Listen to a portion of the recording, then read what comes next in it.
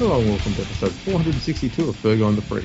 I'm that bloke from Rugby League Project, Andrew Ferguson. You can find me on Twitter at AndrewRLP. And join me as always is the glorious LeagueFreak. You can also find me on Twitter at LeagueFreak. How you going there, mate?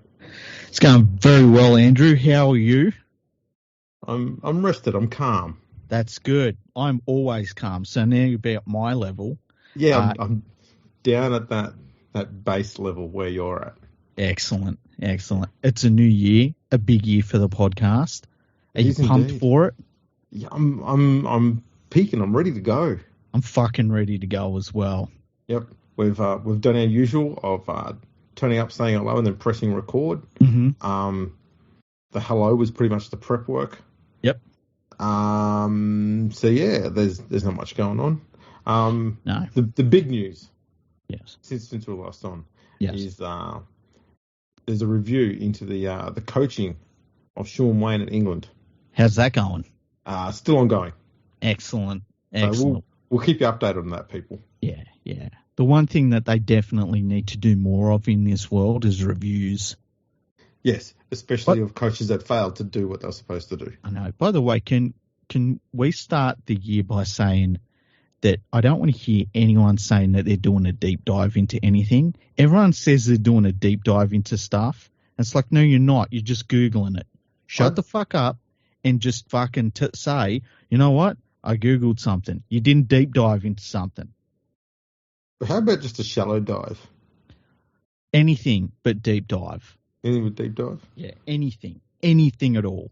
If you do a shallow dive with a long glide underwater, I reckon that'd be just as effective as a deep dive.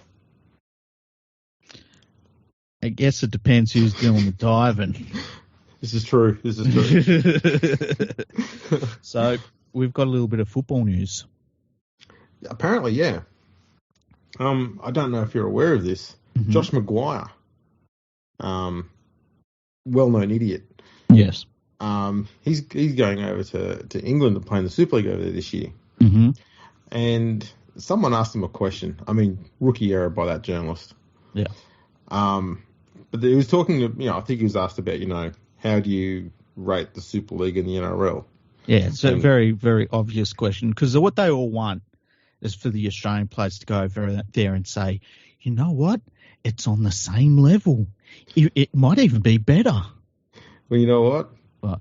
He's kind of teed up what they want him to say. No fucking way. Here we go. Here's some quotes, okay? Okay. Personally, I don't think they should ever compare. I think they're two different games. I feel like it's comparing rugby league to rugby union. It's played different. There are different conditions and with different developments. It's like State of Origin. I would say it's a different sport to the NRL.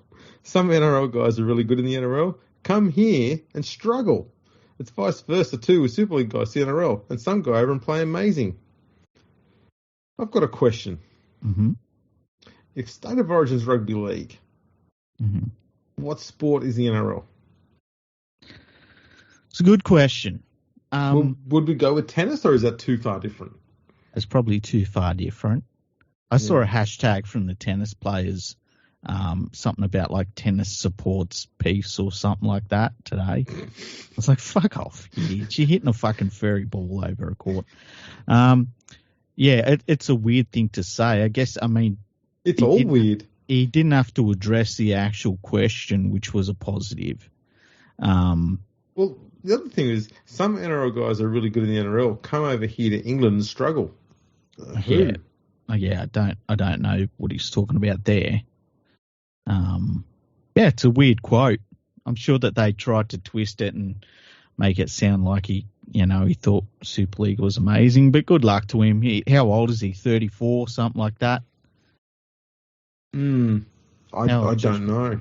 Josh Maguire. 32. 32. Wow, he's a fucking old 32. He's probably gone over there a couple of years too well. Actually, he's a young 32, given how many weeks he spent on the sideline with suspensions. Oh, shit. Yeah. It's weird also, like a lot of the, and not all of it, but a lot of the journalism out of English rugby league is just fucking so bad. Yeah. Did you see there was somebody, and I can't remember who it was, but they were aligned with League Express, and apparently they keep rewriting stories that have been on independent rugby league websites. Oh, really? Yeah. Now, I'm not going to name names. For the main reason I can't remember who it was, and I haven't looked too much into it, but I saw a number of people saying, hey, this is like the third time this has happened. What the fuck? And wow. Yeah, interesting. Yeah, that's slack. It is. I saw someone from within League Express not doing anything wrong, other than having an atrocious opinion. Mm-hmm. And that was they named what they thought were the 4 best looking Super League jumpers for 2023, and one of them was Lee's jumper. Really? The one that looks like a soccer mum's yoga pants. The one with the cat bum on the back? Yeah, well, they dropped the cat bum. Oh, they got rid of the cat's bum. They've left the spots on there, but it's not an actual cat's colours. It's blue and black. Yeah, didn't we work out it wasn't a leopard? It was like a... It wasn't a leopard. It was some other cat. It was a jaguar? That's the one, yeah. It was a jaguar. Yeah. Yeah, they went to one of the first images that came up on Google Images. And one idiot said to the other one, that leopard print you've got there, it's not leopardy enough. But that jaguar one, that looks more leopardy. Let's go with that one instead. No one will ever know. It's so weird. Like, that's when the you first thing everyone pulled up, hey, that's a jaguar. You sit there going, oh, fuck it. When you get a club that is privately owned and you get an owner in there that just doesn't give a fuck and they'll just change things on a whim, it's a little bit of an issue.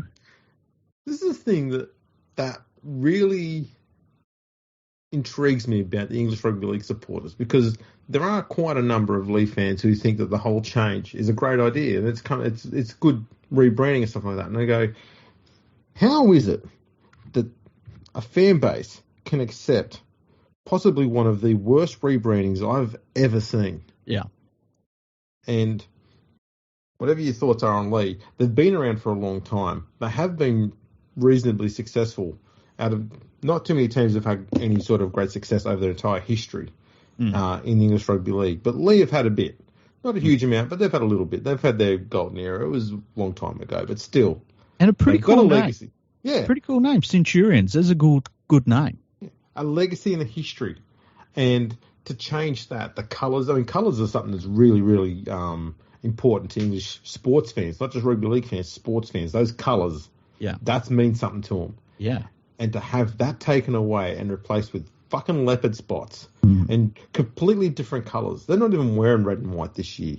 It's absurd that they will accept that fucking filthy change, but they're completely opposed to any sort of structural change to the game that would make it better, survive, and stronger. Yeah. The other one is when they were going to, and I can't remember the name of the club they were going to do it to because I'm not in I'm in pre-season mode still, you know. Yeah. I haven't even started running the Sandhills, but when they were going to make the Manchester Lions, and the club wanted to be something bigger, and the tiny little fan base they had were really upset about it, and so the people running the club was like, all right, we won't change it then. They won't allow a change that is obviously in a positive direction, but then you get a change that is in a fucking terrible negative direction. And it's like, well, we got to back it. Yeah. Do you reckon it's a bit of Stockholm syndrome? I think it might be. I had a conversation with a guy. It wasn't really a conversation. It was more me educating him because he was stupid on Facebook. Yes. A couple of days ago. And I was talking about how, Salford's been around a long time. The RFL and Salford need to be doing a lot more work to try and get Salford recognised in Greater Manchester. Yeah. Not just in Salford, because they should have bigger crowds than what they've got right now. They've got no real competition where they are. Yes. They should be getting huge crowds. Yes. And I was making the argument that the onus shouldn't be entirely on the clubs, because over there, clubs are investing all of their time, money and effort in surviving in the division they're in. They're not thinking about how do we get a bigger crowd. They're thinking we can't get fucking relegated. Yeah. Because that stupid system they've got there. So they invest everything they've got in staying where they are or trying to get promoted and staying up. They don't want to go backwards. So with that stupid system in place and not changing, the RFL needs to start picking up the slack and Super League and go, you know what? We're going to start doing a promotion for you instead to try and build the game everywhere, because that benefits everyone in Super League and anyone in the RFL. Yeah. This Salford fan came out thinking that I was trying to get him to change something about Salford. He says, we're not in Manchester, we're in Salford. And he's gone Salford in capitals, and he's got the Salford Devils as a picture and a flag as a shit. And I was like, and I replied, maybe it's time to think bigger. He goes, never, we're Salford. It's our history. It's like telling Sydney Roosters to change their name. They've done it like 5 times. So I had to correct him. They were actually Eastern Suburbs for 80 years. They went to Sydney City, then they became Sydney Roosters. They've only had that for, 20 years? If that, 15? Yeah. He's like, he replied with random letters, like he just smashed his hand on the keyboard and, because it's not a real word that came out. And that was then the conversation. I was like, okay. Look, I had so many of those conversations over the years, and it your brain just goes into car crash mode, you blue screen it, because you're just like, your argument is that you want to stay shit and small and nobody care about you. And wouldn't you at least want to try? Like if somebody said to me, look, the Penrith Panthers, if they changed their name to the Western Sydney Panthers, would end up getting crowds of 40,000 people, I'd be like, let's do it. Let's go there. Let's fucking go for it. Yeah. Because the worst that happens is you change your name back if it doesn't work, And I've never understood this idea of like not wanting to be as big as you possibly can be and grow beyond what you are. Like I guess one of the good things about Penrith is that they kind of are in an area that has grown from just being Penrith to sort of, the Penrith region, and then they're trying to spread even beyond that. But you get a club, say, for instance, if you're the Balmain Tigers. We'll talk about the Balmain Tigers, even though they don't exist anymore. If Balmain Tigers just stayed in Balmain and said, we're only ever going to be Balmain, that's it. And somebody said, yeah, but you could go and expand and stuff. They're like, no, we're just going to be Balmain. We don't want more than that. You'd be like, what the fuck is wrong with you, Yeah, that's right. And it's because you can't pigeonhole yourself. No, you should always be looking to grow. Exactly, because if the area that you don't move into is an area that's open for someone else to go into. Yeah. That's the way rugby league teams have always looked at it. Always. I mean, we'll go for a brief walk down through history here. In 1929, when Glebe got axed, the 3 clubs that were going to benefit the most from Glebe being axed were the 3 clubs that said very strongly, Glebe should get axed. Yeah. Because they knew that if they did, they'd all jump in and take their area. It was Balmain, Newtown, and South Sydney. And they pulled Glebe apart. Yep.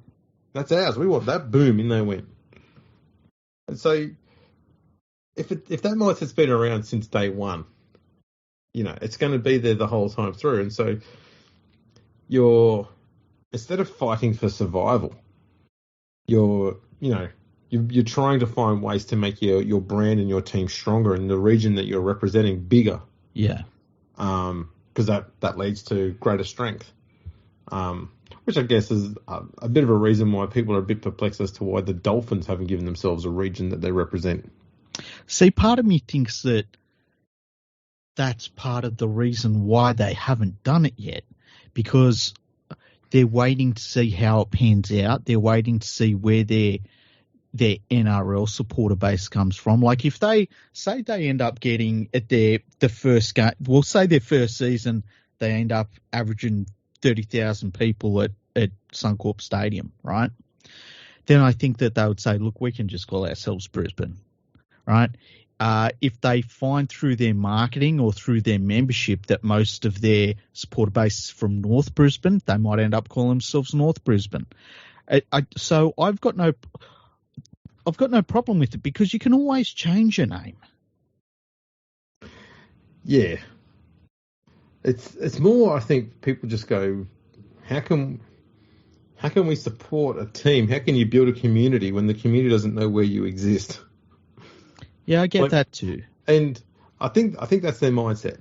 But the answer to that question is the West Tigers have managed to do it, and they don't have a home ground. They've got a home planet. They've got a home planet. The West Tigers think that anywhere that gravity exists is their potential home ground. Exactly. I think James Smith asked a question a couple of days ago on Twitter. He said, you're building the perfect football stadium. What's the first thing it's got to have? I said, well, it's got to have our jungle written on it somewhere. It can't be a football stadium without our jungle on there. That's got to be on there before the seats get put in. That's funny. Look, I can see where, because look, like I'm not even from Penrith, right? I'm from Mount Druitt, but I can see where having that rallying point of Penrith is important to a club. And I can see where it has kind of hurt the West Tigers a little bit, being called Wests. And look, at the end of the day, when it comes to Salford, you could just call yourself Salford. Like, just keep calling yourself Salford, but market yourself in Manchester as well, Yeah, there's nothing wrong with that. No, that's fine too. The problem the West Tigers had is, essentially, they wanted to do the 50-50 thing when they first got set up. Yeah. And so their options were going to be, Balmain Magpies, which was never going to work. And it's not because of the Magpies thing, it's because Balmain is it's a completely locked-in area. It can't grow anywhere. There's no expansion in that area. No. And there's not a huge amount of juniors coming from that region either. So they had to be located in the west. They didn't take the full step, though. This is a dumb thing. From day one, they should have, and I know I've said this a million times already, they should have just gone, you know what? Sure. When they first set it up, it was 6 games at Leichhardt, 6 games at Campbelltown. That's fine. Keep it that way if you want. Yeah. But be based at Campbelltown. Yeah. That's all they had to do. But they didn't. They weren't even based at Concord then. No. They just played 6 home games there and 6 home games. So they trained at the home ground that they were going to be playing at that weekend. And then the other weekends, I don't know what the fuck they did. Probably trained at halfway between them. Probably just on a road somewhere, like we used to play cricket when in the school holidays. Yeah, they're just playing footy with a water bottle on the side of the road. What's the worst thing you played footy with? We used to play touch football on a concrete basketball court with the tennis ball.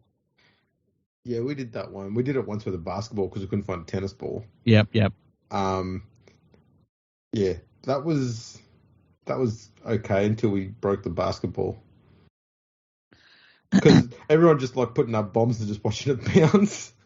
Man, the terrible thing is that we would basically take over the basketball courts, and there was 2 of them. And when the basketball would get in the way of our footy game, which we were playing with the tennis ball, we would get that ball and we would boot that fucking thing over the top of the building that was in front of us. And like, God, and you can boot a basketball really well. Oh yeah. They go good. Like, God help anybody get hit the other side of the canteen building, but we would just grab it and fucking boot it as hard as we could. And then I remember one day we went to do that, and a friend of mine, he had a big boot on him, and he went to boot it, and it travelled about 2 feet and hit one of my friends in the head. Ooh. So I was like, boom! That's nasty. Yeah, wasn't good. Wasn't good. Damn. No, I think a Coke bottle. We used that a few times, but because it was too light, we put water in it. Oh. Yeah. Like, it seems genius at the time. Yeah. So you got to kick it. Yeah. So some poor fucker gets coated in water. That's a problem. Then you got to go fill it up again. That and once we couldn't find anything, so we used someone's jumper. I feel like we used like wrapped up socks once, but it didn't really work because you throw it, it just sort of floats. Yeah. So, The jumper, we used we wrapped it up and then used the sleeves to tie a big knot in the middle of it, and then we went with that. oh shit! Yeah, Do you reckon in England they? Because I've been thinking about this with the basketball. You know how there are certain things in rugby league that in Australia you grow up with, and you don't need to be taught it. You like it just sort of is something that you pick up because it's just it's so prevalent. You know, it's in your DNA. Yeah. Whereas in, say, England, you have to learn that sort of stuff.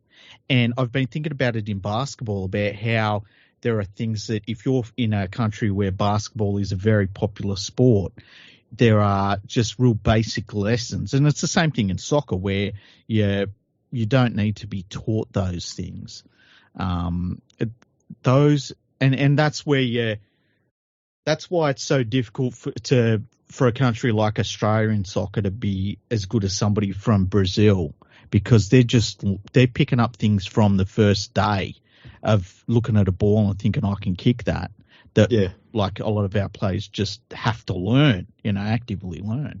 I think our basketball players and soccer players, I'm not going to say they played football, but I think because football, all three codes too, are played so prominently and they're everywhere on TV and stuff, especially when you go back, 10, 15 years as well. I think I find this with basketball and soccer more than anything else, and not so much now, but more in the past. Defensively, very strong, probably too strong, to the point where, defense in basketball, it's a very nuanced thing. You can't just stand there and just let people run into you. No. There's a little bit of give and take involved in the whole process. And the same sort of goes with soccer as well. You just can't push people over and go, well, the ball's mine now. Yeah. But because we're sort of ingrained in watching sport where you just smash into one another all the time. Yeah. The idea of having that physical contact doesn't worry the Australian athletes in other sports. Yeah. The harder part is to learn the nuance of defence. And I think that's probably where they get picked for the defence first because it's so solid and so strong. It's easy to teach them the nuance. The harder part is to teach the attack.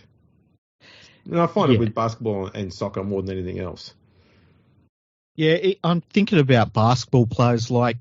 We've produced good forwards and centres in basketball, but how many guards have we had that actually absolutely killed it in the NBA? Yeah, I'm thinking same with soccer. We get good goalkeepers and good defenders, but how many strikers do we deliver? Yeah, exactly. Like in basketball, Ben Simmons is probably the best player we've produced, but he can't shoot the ball. And like to the point where he's stopped driving to the basket, which is one of his strengths. Yeah, because he doesn't want to have to shoot free throws because he can't do that either. And then Ingles is a good shooter. We have some good we've had good 3-point shooters, but they're more set 3-point shooters. Well, they can't create their own shot off the dribble. This is the thing though. I find with the NBL many years ago. Yeah. A lot of plays, if they broke down, it was just throw up a Hail Mary from 3-point territory. Yeah. And the 3-point ratings for pretty much every player in the NBL were atrocious. They'd be all celebrating, I got 2 out of 55 shots today. Fucking settle down. And then again, that was defense would stop them from getting in. And so they just had to constantly just take shots from outside the arc the whole time. And no one was good at it. Just kept launching them all the time. You'd see air balls and those shots go over the top of the ring and they'd bounce and hit the front of the ring. It's like the range isn't even close enough. Yeah, but it's interesting the way that basketball has evolved with its shooting, especially because my favorite team is the Houston Rockets. They won 2 titles playing an inside-outside game, shooting lots of 3-pointers. And so the current game of shooting a lot of 3-pointers is something I love because it's It's kind of what my favourite team won its titles with, you know. Mm. And the shooting is much better than it used to be because everyone practices it. Because if you haven't got a 3-point shot, you're nowhere, you know. Yeah. And you can go from being out of the league to, you know, not being able to do much except shoot 3-pointers and be a really vital part of a championship winning team. But in Australia, it's interesting. I think our basketball players are definitely getting better, but they haven't got the all-encompassing game yet. And as I said, Ben Simmons was the closest we've had, but can't shoot a basketball, save his life. That's a bit of a problem. Well, it's only 50% of what you got to do. Yeah, put the ball in the basket. It's pretty important in basketball. Oh man, it's like trying to play cricket, but you know you can't battle bowl. Good at catching. Yeah. Have you watched any of the cricket? No. No, neither have I. Couldn't give a fuck, eh? That's more when it was most of the time it's on is now on my days I'm at work. Okay. Because they will play it over the weekend. I'm work all weekend, so I didn't get to see it anymore. But I did see that Dave Warner somehow got Player of the Series. Okay, against who? South Africa. Okay. I'm going off a bit of a hazy memory, but I think he had scores like 3, 10, 200, and 14 or something like that. Okay. Yeah, it was like one good score out of 4 or 5 innings. That was it, and they gave him Player of the Series. It's kind of like Luke Brooks getting Man of the Match in round 2, and they give him the Dally M. Yeah. Look, I've been running out of candles between lighting candles for Dave Warner and fucking Harold Hewitt. You know Harold Hewitt, how he married that Markle chick? Harold Hewitt? Yeah. Didn't know about the Hewitt bit. Yeah. Have you never seen how much he looks like his dad? I pay very little attention to the royal family. It's like in Game of Thrones. Yeah. Where I wish I also didn't watch. I know you haven't watched Game of Thrones, but there's this point where, and spoiler alert, and it happens early in the first season. If you haven't watched Game of Thrones, don't watch the last 2 seasons. But he starts looking through because all of the bloodlines have got black hair, and all of a sudden they've all got blonde hair. And it's like you look at the royals and it's like bald, fucking bushy, red-headed fucking guy. Like, what the fuck is this all about? So, yeah. Oh, right. Yeah, no, it's my been heart crazy. bleeds for both of those two, Harold Hewitt and fucking Dave Warner, biggest victims of fucking 2022. Just ask them.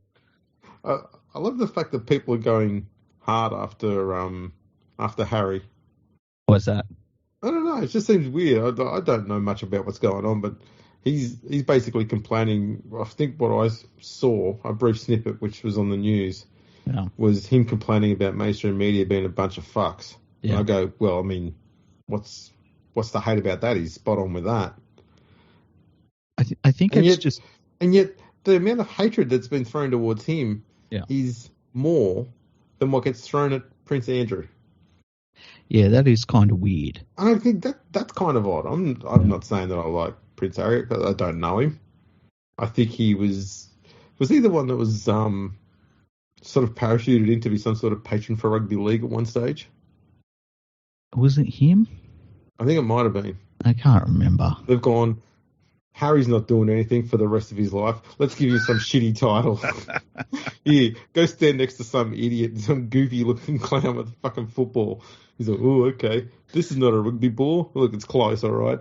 Just smile and wave. I just think that people look at the royal family and they're like, oh, look, they're all arguing with one another. This is weird. And it's like, well, if you look at their bloodlines, normally they're not arguing with one another. They're doing something else with one another. Yeah, not watching TV. Yeah, it's like, you know, Charles and Camilla, I believe they've got the same grandfather. Yeah, that wouldn't surprise me. Yeah.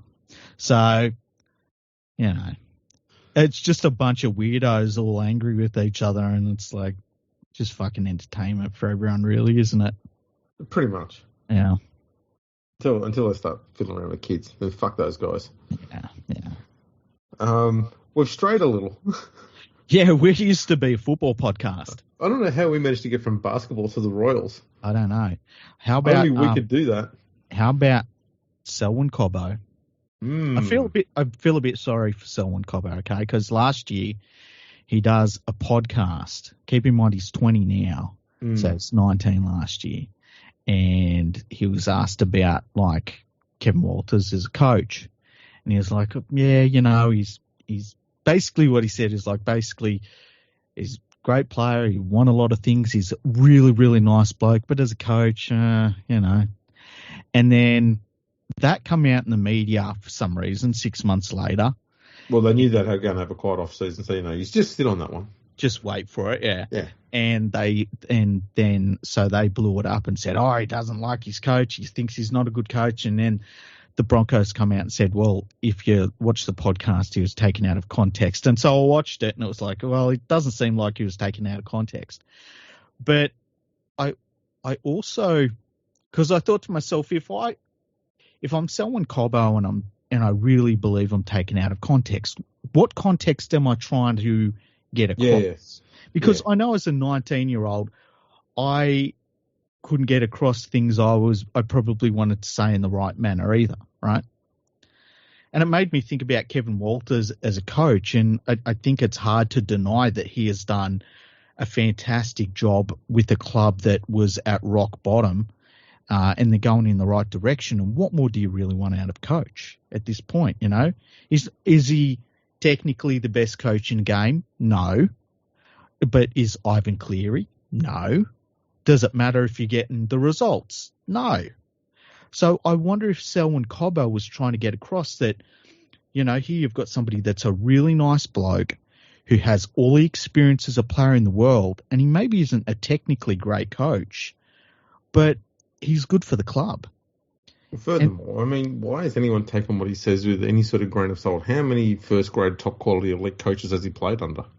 But yeah, well, that's another thing too. It's like he hasn't got an experience base of great coaches. So, I thought the pylon was a little bit rough considering he's such a young player, and it doesn't really mean much. No, it's nuts. It's gone way overboard, but that's what these shows want to do. Yeah. So I kind of felt sorry for everyone involved, and I have and look, there would be nobody in the whole world that would want to, bring him in and say, dude, don't worry about it more than Kevin Walters, So I don't think it'll come to anything, but yeah, that was one of the things that blew up last week that I just I felt like, what are we doing here with all this stuff? Well, essentially, it's like, Latrell's been quiet. Mm-hmm. Let's see if we can find someone else who we can throw under a bus and turn into a bad guy. Yeah, it's weird that they want to turn the players into bad guys, hey? That's right. That's what they want to do. You're going to have good and bad, so they've got something to talk about. Yeah. Speaking of something to talk about, yeah, there's word that chronic chair thrower Adam O'Brien has decided he's going to move Kalen Ponga to 5'8" permanently this year. That's a good move. The only issue he's got is who he goes to fullback. Yeah. And apparently, he's had Tyson Gamble, who's a new recruit, who's half, Dane Gagai, and a new young rookie, I forgot his name, apologies there, have all been training at fullback. Yeah. Now, Tyson Gamble should not be in that group of three. No, I agree. I would guess it would be Gagai. I'd go with Gagai as well. Yeah. However, and this is the thing that gets me, is I don't know much about this rookie that's coming through, but with Ponga at 6, you can almost be certain he's going to be parked on the left-hand side of the field hard. Yeah. So their fullback needs to be a pretty handy ball player who is happy to be parked out on the right-hand side of the field. Otherwise, defences are just going to load an extra defender on that on Ponga's side. Yeah. They'll either have a defender rush up on him to stop him from, creating a play before it happens, or they'll rush him on the inside and peg him into that box with the with 1-2 defenders in front of him, numbered up 1-on-1, and being crushed in towards the sideline from an inside defender. And that will completely nullify anything he plans to do with Ponga when they get close to the line. So they need to have someone who's a good ball player. And I'm not sure Gagai is. But the thing is, I don't know of many better kick returners and ball runners that the Knights could possibly have than Gagai. And you're going to want that kick return more than you're going to want skill close to the line, because he's going to be doing a lot more kick returns than he is setting up plays close to the line. So it's a tricky one they're stuck with there, what they do. I think it's definitely a step forward for them now. I mean, what you and me were saying, Ponga should be in 5'8", and he was getting bashed out of the game as a fullback. It's going to be interesting to see how he handles the defence load in the front line. But I do like that set up better with Ponga, Hastings and Gagai at the back, especially with the modern day fullback where it's just a lot of workload stuff, you know. You don't have to necessarily be the greatest ball player, but as you say, it would be better for the Knights if they had that, because they've got to have that. They need a bit of versatility forced into it. But I think that's a much better prospect for their club than having Ponga at fullback, Gagai out in the centres, for instance. And the thing about Gagai too is he's one of those players that just goes, gets the job done, and there's no fuss about it, which is, I really like players like that. Yeah. And to be honest, most of Gagai's best work has been, outside of for Queensland, has been at the Knights. Yeah. The other player, was Bailey Hodgson, who's 20-year-old, who's come from Hull. Yeah. So we just need to see what goes on there. But one option, I guess, is to have Gagai possibly at centre, and so he can drop back to field the kick returns when he's taking them in his own half. Yeah.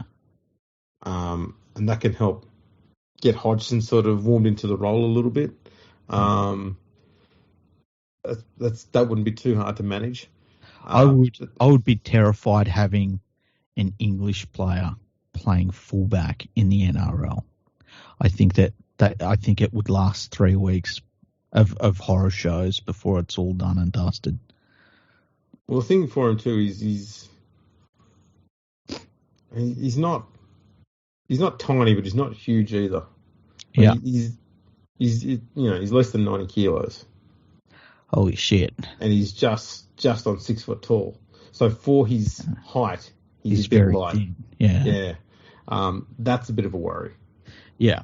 And so Gagai is definitely much more solid. So when he does those kick returns, he's going to punch a hole through something. Yeah, and the other thing is that, like, the positioning at fullback is something that English fullbacks just don't get. They don't understand at all. So, I just think I would not want to start a season with an English fullback. It's an interesting one. Yeah. But it's an English fullback from Hull. Yeah. That could be something. Yeah. Well, we'll see how he goes in the fucking local A grade competition, eh? But that was pretty much all I had for that one there. What else was there? No, some news about international footy plans for the year. I saw that Anthony Albanese backed an NRL team in Papua New Guinea, which amounts to sweet fuck all. It's like, there's a lot of things that guy says, like every other fucking politician. Don't think I take sides with politicians. They're all a bunch of assholes. So it doesn't mean anything that he said it, but I saw some people jumping up and down like it meant something. I was like, you poor bastards, haven't you learnt yet? I think the thing that gets me about that, though, is it's different to other leaders, Labor and Liberal. Yeah. Is he said it in the off season. Like, most of them will say this stuff when the game is at its peak, so you've got a big audience listening to you. Yeah. In fact, he's raised this in the off season. I don't know. I wonder if there's something more to it. I mean, not that he would fucking know. Yeah. Well, maybe he would. It's not like PVL is a fucking bashing for locking down stories, is he? That bloke leaks like a cup with no bottom in it. True. And PVL's idea of expansion is like, we should put a team in North Sydney. Like, he's not thinking about PNG. No, that's all right. He'll go to wherever his mates in the media tell him to. Yeah, exactly. We need a team in Gosford. Bring back the Bears. Let's have the Bears in Gosford and North Sydney. We'll have 2 Bears teams. Let's have the Bears play in Perth, but mostly on North Sydney Oval. Remember the Oak Tree? Remember how much everyone used to love the Oak Tree? It's like, would you shut the fuck up? Then people are all dead. It's a fucking tree. Yeah, I love the Oak Tree. Shut up. Cut the fucking thing down. Make a stadium. Oh man, they still try and play games there in the lower grades and just don't. Silly. So dumb. Just don't. Just move on. Yeah.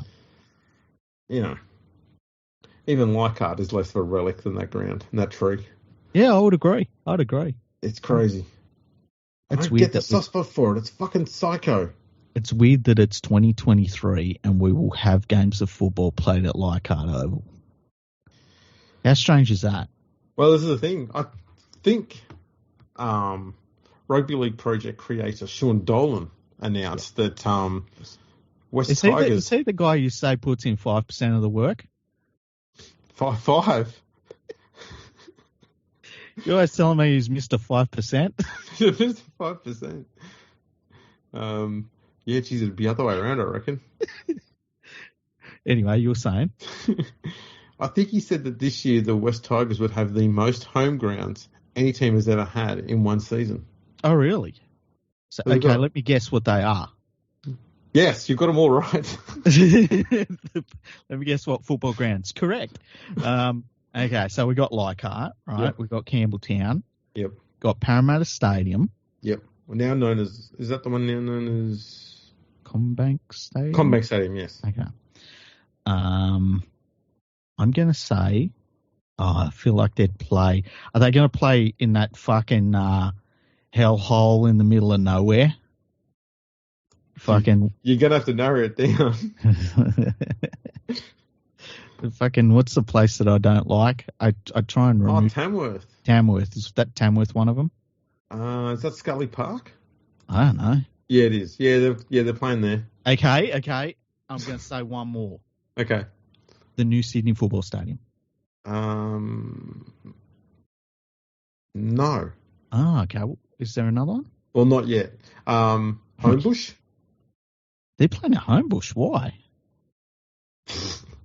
Their game at Suncorp in Magic Round is a home game for them. Okay, yeah.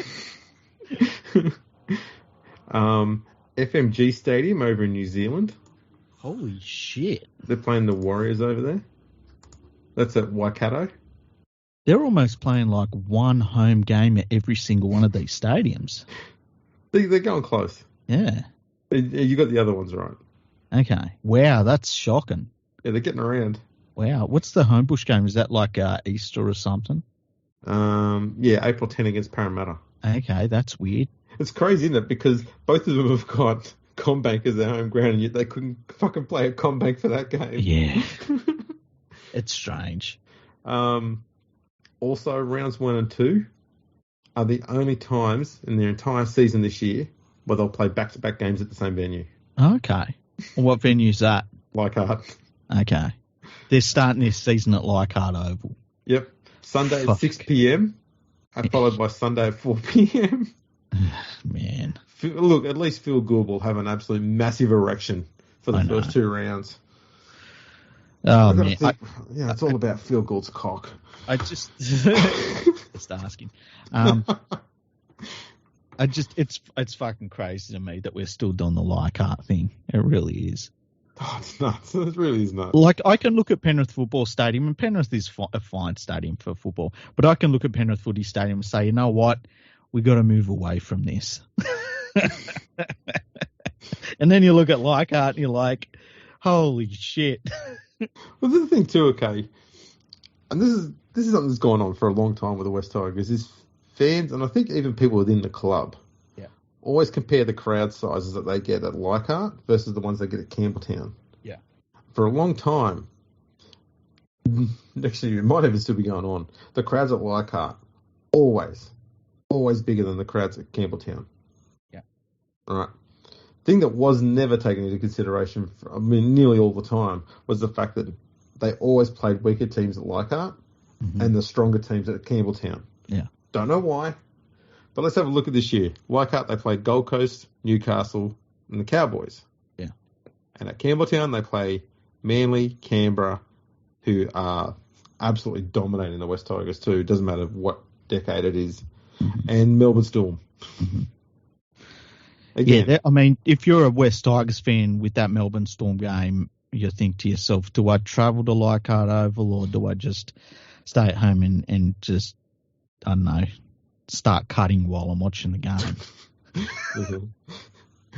I'm trying to figure out at what stage do you turn off watching the Tigers play this year? And maybe round 2?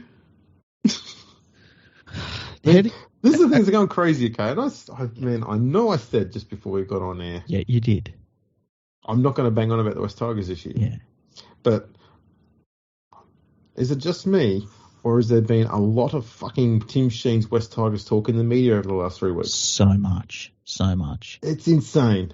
And they're ready. They're going to change. Things are going to be different now, Andrew. Yeah, do you know that? I saw an article that said from Luke Brooks, quotes from Luke Brooks saying, I'm positive now that we're going in the right direction to reach the finals. Because you know what? If anyone knows what it's like to be going in the right direction towards finals football, it's someone else. But they're last. Anything they do, they do is the right direction. No. They're 16th. Well, yeah. Yeah, okay, honestly. There's 17 teams this year. They've still got some further to go down. Honestly, what do you think? What are you expecting out of your West Tigers this year? If they are not better, irrespective of who the coach is, if they are not better this year, because they have improved the pack, not hugely, but enough defensively, because that's the thing. They've been focusing their whole time, since Tim Sheen's first turned up at the club, on let's just score more points than the opposition. We don't care if they score 30, we're going to score 32. Yeah. And that was entertaining for a long time. Yeah. But they never stopped doing that. Yeah. And then it got to the point where they didn't know how to score points, yet they were still conceding 30 points. Yes. And then they started conceding 40 points. And so it's time. It's the only thing I agreed with Jason Taylor about when he first got the job is the West Tigers are a team that have always been defensively weak. We need to get them strong. He did nothing to fix that, but at least he recognised that was where the issue was. Yes. He helped to make it worse, but he understood where the problem was. There's been some good moves to improve the defence of the side, which is something. I worry that they're going to persist with moving Brooks back to halfback. I just wouldn't have him there.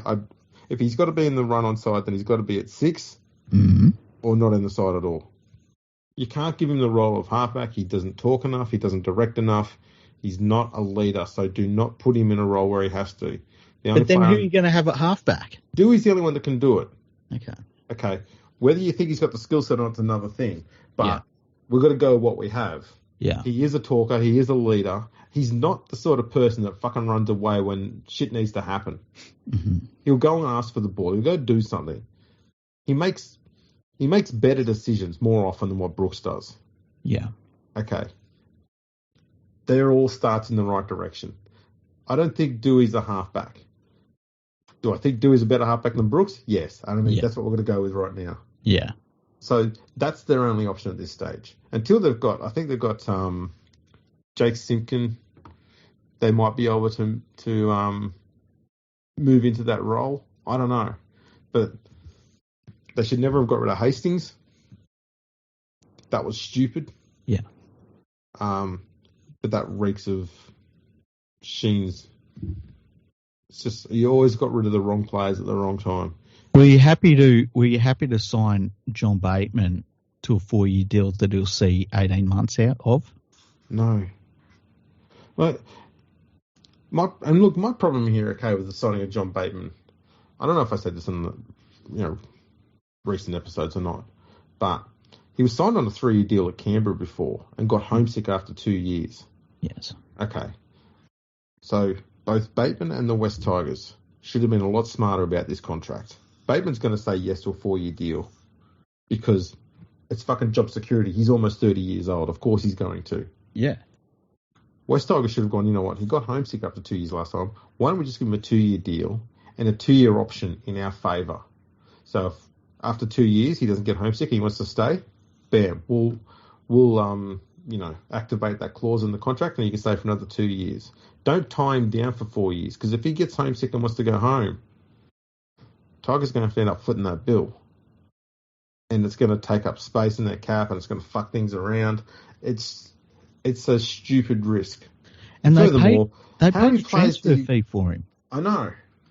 I'm not saying that he's not good enough to be in the NRL. Obviously, he's played very well before. Whether he's still got that now because it's been a few years and he's been over in England and he's, basically nearly 30 years old, who knows? But is he going to be as good as he is now at the age of 33, 34? No. And so that's the silly thing about it. But I suppose, too, that's the things that clubs like the West Tigers have to do, is they have to offer. They have to have a higher offer. If it's not, higher offer year by year, it's adding extra years that they shouldn't be offering in order to get someone to say yes. Why has the West Tigers for the last 18 years or so, why do they keep building old as fuck forward packs? Like, why is it every time they get a good young forward on board, they don't stick around? They don't know how to develop youngsters. Yeah, and look at how many youngsters have come from that whole Campbelltown region and have ended up at other clubs and didn't even get to the West Tigers. Yeah, they're just they're better at other clubs. Yeah. I mean, take Nigel Plump, for instance. He was in the Magpies. Tim Sheens didn't see anything in him, so he let him go to Canberra. Pappenhausen, great example. Yeah. Tedesco, great. Tedesco. You think of, pretty sure, Folau, Jared Hayne, they're both from down that way. Correct. Didn't even make it in. Was it Ryan Hoffman? Is he from that area as well? I believe he is. Yeah.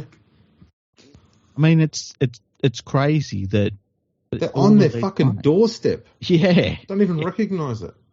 That's one thing you got to say about Penrith is that it is very rare that you hear of a Panthers junior that went elsewhere to start their career that was good. Like, the best of the Panthers juniors generally come through Penrith. And whether they can hold on to them or not as a development club is, another thing. But and you're not going to be able to keep everyone. No, it's just numbers. They recognise the talent and the skill there, and they brought them into first grade because they knew they were ready for it. Yeah.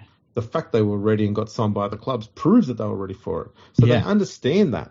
But the Tigers have never got that. And I mean, go through their current roster, and there's bugger all players there that have come from the West Tigers development area. Yeah, they've brought in players. I just think it's weird that, in a couple of years' time, the West Tigers forward pack is going to be long in the tooth. Their best players anyway. Like Api Coruscant is 30 now. Clemmer will turn 30 this year. Yeah, Clemmer. Then Bateman will turn 30 this year. Yeah, and so in a couple of years from now, they'll be long in the tooth. And you look at them compared to, and I'll use the Panthers as an example. Like in 2 years from now, their best players won't be 30.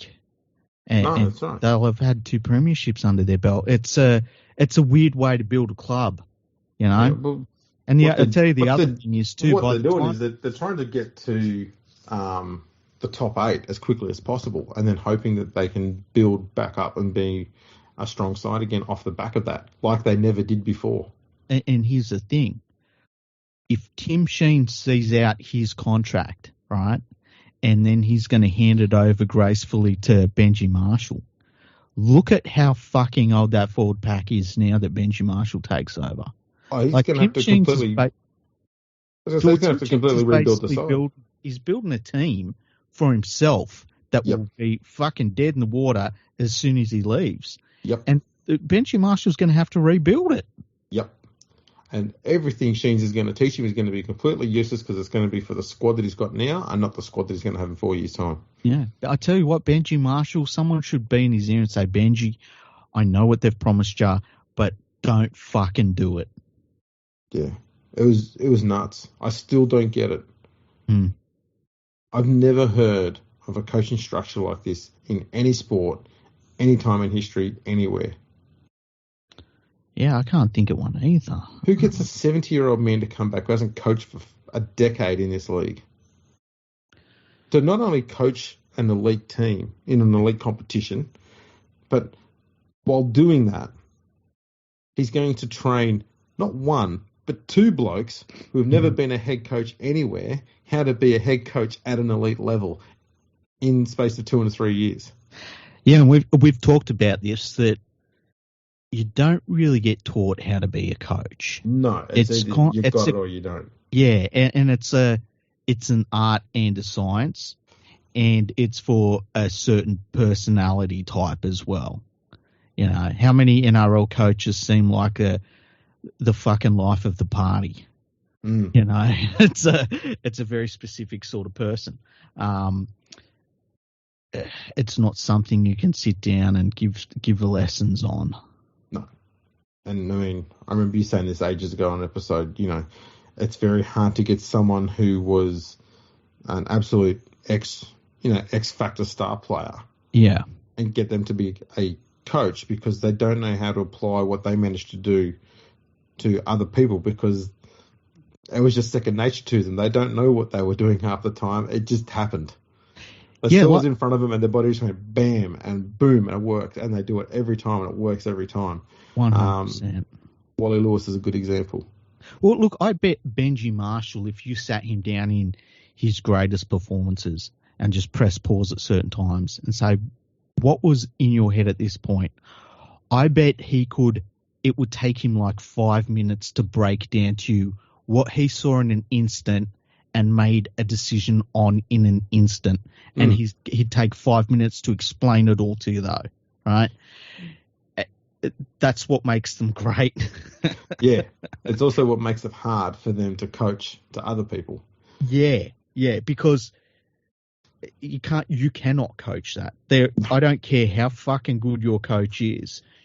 There is no coaching a Benji Marshall. There's no coaching a Latrell Mitchell. There's no coaching a fucking all of these great players who just like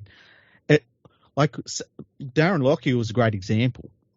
He would see things that weren't there, and he would do it. He wouldn't even do it in fast motion. He'd seem to do it in slow motion at his own pace, and it's like, holy shit, he just tore that team apart, and like, what the fuck, you know? He found something in nothing.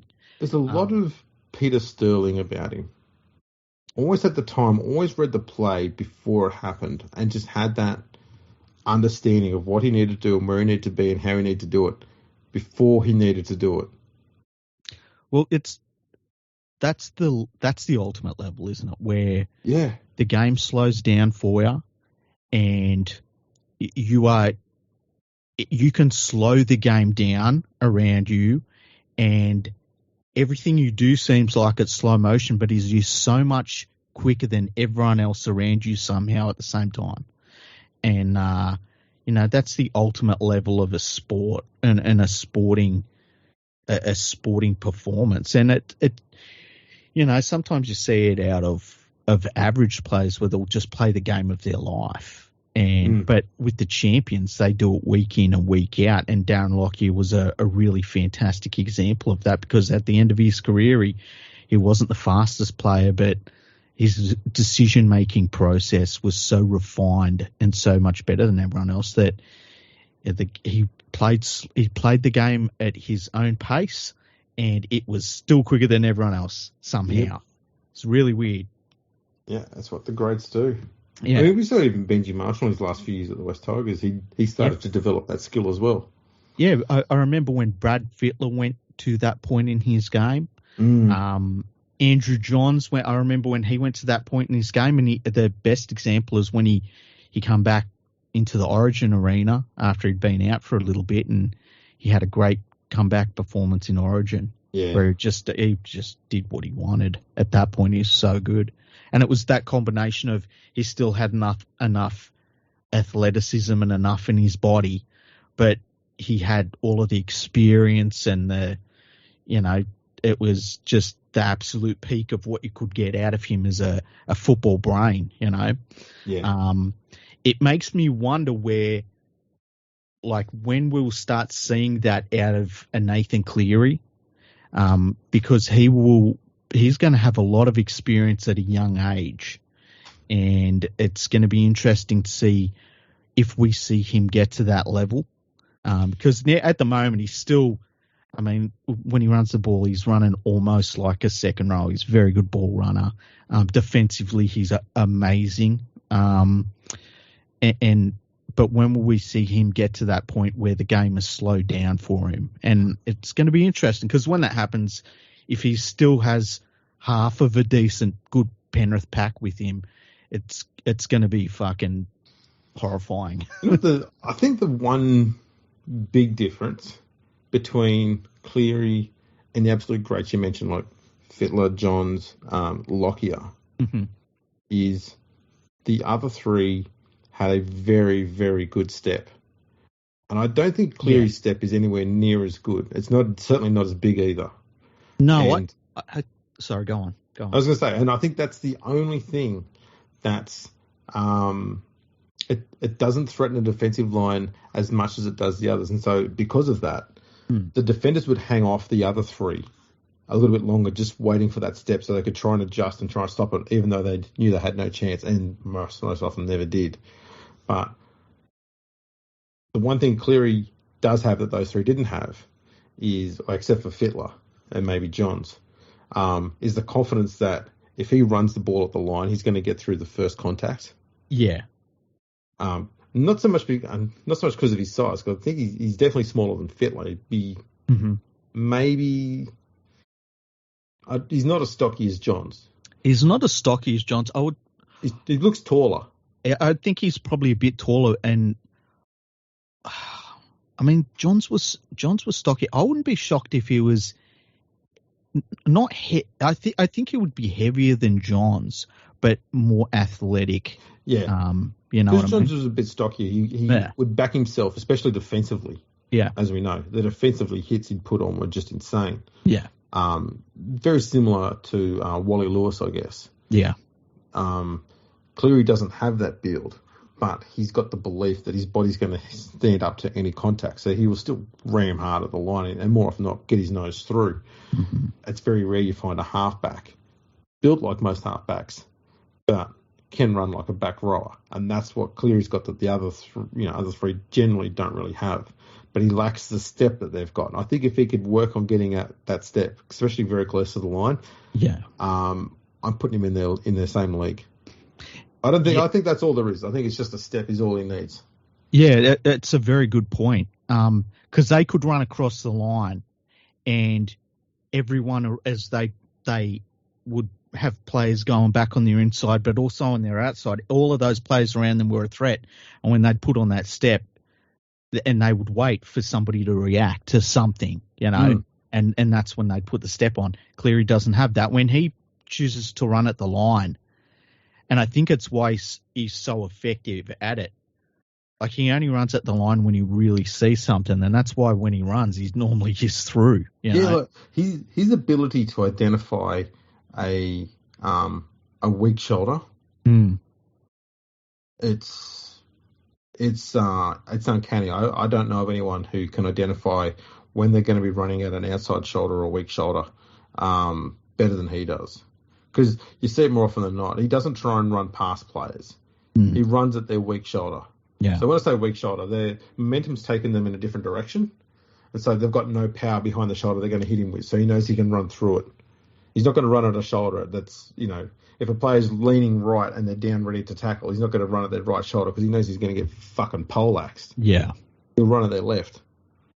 But he's got this uncanny knack to identify where that weak point is and to run at it. Or if a defender has slid faster than another, defensively. He knows then that that's a gap he can run at. And the good thing that makes him effective is the Panthers players know if he straightens, follow him. Yeah, because the next play, the ball is going to be, the defensive line is going to be in real trouble. It's interesting. I think that we've seen his game develop more and more. I actually watched the grand final replay about a week and a half ago. It's the third time I've watched the grand final, and his performance in that game is it's very, very, very good. And it's like all of the Panthers players, their performances were good, but like his performance as a team manager, running the ball, as we talked about, his kicking game, his defense, everything was just top notch. And I think it probably got a little bit overshadowed by just the overall, holy shit, what the hell are we watching that the Panthers did. And every year we've seen him add little bits to his game. And I think he just turned 25, which, what's he going to be when he's 30? Man, it's crazy. And he's going to be so experienced as a 30-year-old. Like, by the time he's 30, he will have played in 2 World Cups. He has played in if they don't even make the finals anymore, he's played in three grand finals, 1, 2, and he'll play in 2 World Cups because the next one's in France in 3 years' time. It's going to be crazy how good he ends up. I think that's why the great players that you hear about talk about him in the media. I think that's why they're so over the top with their praise about him, because they're doing that sort of math in their head of where's this guy going to be when he has, the athleticism and the experience and just knowing the game when it all comes together. What's it going to be at? And I think that's why they are so over the top and so excited about what he's going to be going forward. And that's when you get players like a Johns or I think Brad Fittler talked about he could end up being, one of the greatest halfbacks we've ever seen. I fully agree. You know what? I think he's going to have a big year too. I'm going to look at purely at the most basic of stats. He tends to have a solid year followed by a big year. Then a solid year, then a big year. And last year goes down as a solid year for him. Yeah. That's spear tackle suspension. Yeah. I think if he hadn't had that, and keep in mind he didn't play for the first 4 weeks of the comp. He's come back from shoulder surgery. Yep. But if he didn't have that spear tackle suspension, I think we would have looked at last season a bit differently for him. Every odd numbered year, since he started the NRL, he's got double figures for tries. Yeah. And every even numbered year, it's under double figures. So you're saying he's going to be even better this year? Yeah. Going on stats. Do you realise the odd numbered years too? His goal kicking percentage is better. Yeah. So he had 2017 90%, 2019 87.8%, 2021 85%. In 2018 he was 78%. In 2020 78%. He was 85% as well this year. So stats wise, tries and goal kicking are going to be better than last year. And he's got a few milestones coming up. He's on 49 tries and 499 goals in the NRL. So he's going to get 50 and 500 there pretty soon. He could, if he has a massive season with point scoring and gets, 285 points, he will be at 1,500 points, which is fucking insane. It all just makes me so incredibly erect. And he's very close to having a win percentage right now of 70%. Yeah, well, I was thinking about that, how, the all-time winningest players, the St. George players must have been right up there for that. There'd be Storm players. Hopefully by the end of the year, I'm going to be able to give you that actual figure for the entire competition since 1908. So. Excellent. Yeah, because my guess would be the St. George players. I would say maybe a Billy Slater over a Cameron Smith, just because, and Cameron Smith would be right up there, but just the 400 games thing is ridiculous. Like, oh yeah, it's so many games. And I'm thinking Billy Slater was maybe, you could see them losing a game or two when he wasn't there, and then you put him in there, and they're a ridiculous team. Oh yeah, but 70%. That's fucking outrageous. It's ridiculous. Yeah. He's sitting at 69. He's at 68.5% in finals football alone. It doesn't make sense. It's so weird that they're my footy team. Hey, like, it doesn't even. That's so weird. It's nuts, utterly nuts. Oh shit. It's weird. We've been doing this podcast from like the point where like I've been drunk and depressed about the Panthers to now we're talking about like all-time records with them winning games and shit. It's the weirdest thing for me. I'm not used to it yet. Oh man. What do you think about people that there's been some people who have been saying, the Panthers won't make the top 4. I personally think they're on drugs. Yeah, I feel like the Panthers at this point, outside of massive injuries or having a injuries early on in the season and then just being happy being like in, 5th place or something and resting players in the last few weeks because they know they can get the job done. I just think they'll walk the top 4. Yeah, I can't see how they're not premiership favourites and top 4 locks already. How can they not be? Yeah, I don't get it. Who have they lost? And furthermore, who has gained a much more improved roster? And who have the Panthers lost in order for them to not be considered a top 4 team? Which 3 teams have improved their roster so much that they're now better than the Penrith Panthers? Yeah, that's the thing that gets me. I don't get it. So the teams that were closest to them haven't really added anyone, but they should improve a bit. But then keep in mind, like the Panthers at one point, they had an 8 premiership point lead. Yeah. And I don't know. I just think it's a weird thought that they'll be outside the top 4. Well, it's as weird as people saying the West Tigers could be a top 8 side this year. Go away. What about the Canterbury Bulldogs? Because they're making a lot of noise. They're putting together their bought not bred team, which is pretty funny because I remember when there were some people on the internet that were giving so much shit to the Sydney Roosters about the way that they put their team together, and now that the Bulldogs have just done the exact same thing. Yeah. I think the Bulldogs will still miss the 8 this year. Really? Wow. We'll do our full predictions later on, but yeah. You got to realise they won 7 games last year, and they were 7 wins away from the 8th place Raiders. That's a lot of ground to make up. That is a lot, yeah. So I don't see them making up the extra 7 wins. I wouldn't be surprised if they finished 9th, 10th, or 11th, and they're only 1 or 2 wins away, which would be a big improvement. I don't think they're going to get to the top 8 though. That's the thing too. Someone's got to, a few teams have got to get worse ahead of them, and none get better below him. And that's a fair whack. St. George will drop down a bit. Yeah, St. George will. Are we worried about the Storm? Of course we are. We're always worried every year. How dare you? Every fucking year. I think they will have issues only in their depth in the forwards because they took a big hit to their forwards in the off season. Yeah. That's the only place they're going to struggle. I don't think they're going to struggle scoring points. They might be less impactful defensively, but I don't think it's going to be by much. I still expect them to make the top 8.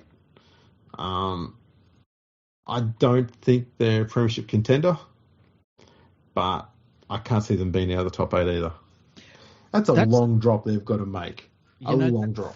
It is. Yeah, the thing that gets me, and I've just kind of kept half an eye on what people are thinking about their teams. I know Canberra fans are pretty excited about their team. I just don't see it. I think that there's a culture there that is anti-success. I know Roosters fans feel as though that it's like, oh, we're back now, and I'm looking at their lineup. I'm like, are you really? Like, what the fuck? There's a lot of teams that I feel as though they'll be solid, but I don't see that team that's got a real edge yet. I don't see a team that is, a couple of years ago you could look at the Storm and you could go through and you could say, all right, they've got this, that, and the other. Yeah. I don't see that with too many teams this year. I think we've got a lot of solid depth in the league, but I don't see anybody that I'm like, holy shit, they're really primed for a run at this. Yeah. A lot of the talk about Parramatta, I worry about them. I don't think they're going to be as strong either this year. No, I agree. Yeah, it's going to be interesting to see who moves into the top 8, because I wouldn't be surprised if Canberra drops out.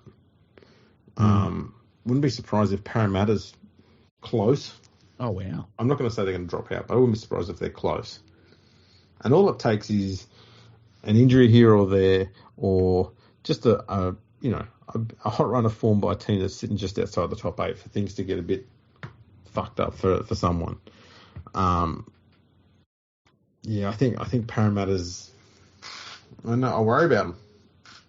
I tell you what, I don't like that Hodgson that they're putting any. I still would be shocked if he played for them, and I don't think they've got any alternate option at this stage. I know that's the thing. Like, and then Papali'i, losing him is just even watching the grand final, he was about as good as they got in the grand final. Yeah. I think that people are going to be shocked at the hole that he leaves in their team. Oh yeah, absolutely. And I don't know, might be a bit shocked as to whether the West Tigers can actually figure out how to use him. Well, yeah, I mean, we'll find out. They had Luciano Leilua, and they, I mean, as for all of the raw talent that bloke has, they kind of couldn't work out how to use him. No, they just gave him a free license to do whatever he wanted, which is, I suppose, is half the way of going about it. But even those really good players, they need to have some sort of structure around them. I think we saw it with Kickout for a few years up until the last season and a half at Penrith. Yeah. He was just given that free rein the whole time, but the last season and a half, he sort of had parameters put on him and said, right, we need you to really focus on doing this, this, and this. Mm-hmm. He struggled with it in 2021, but it really worked for him in 2022. Whether the Dogs can keep that going is another thing. I've seen people saying that Kickout at the Bulldogs, outside of playing in that awesome forward pack, is just going to go back to being I think he's always in first grade has been an impactful player. But I've seen people saying that he's kind of going to fade away, which I think is outrageous. He's a great player in his own right, and I think the only reason that you would see him go to the Bulldogs and not be a very good player at the very least, even if they don't use him 100% correctly, but I think that the only reason that he would see any sort of fall off individually as a player is if he just, I'm not saying this will happen, but if he just misses being in that Panthers environment and you know how some players they'll leave a good environment or the right place for them and they go somewhere else for the cash, which is what rugby league exists for. Mm-hmm. And they just you just see that it's like, oh man, I miss what I had. Some players, you see that in them. Yeah, it's one of those things. I reckon if he's in a really good side, my perfect position for him is on the bench and bring him on 15 minutes before half time, and take him off 10 minutes before full time. and just have him absolutely chopping and changing between running up the middle, either side of the half, and then late in the second half, park him on the edge.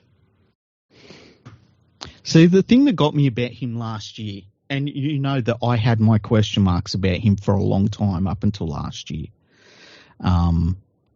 The thing that got me about him last year is how much he improved defensively, and it wasn't just the fact that once he got his hands on you, you were got.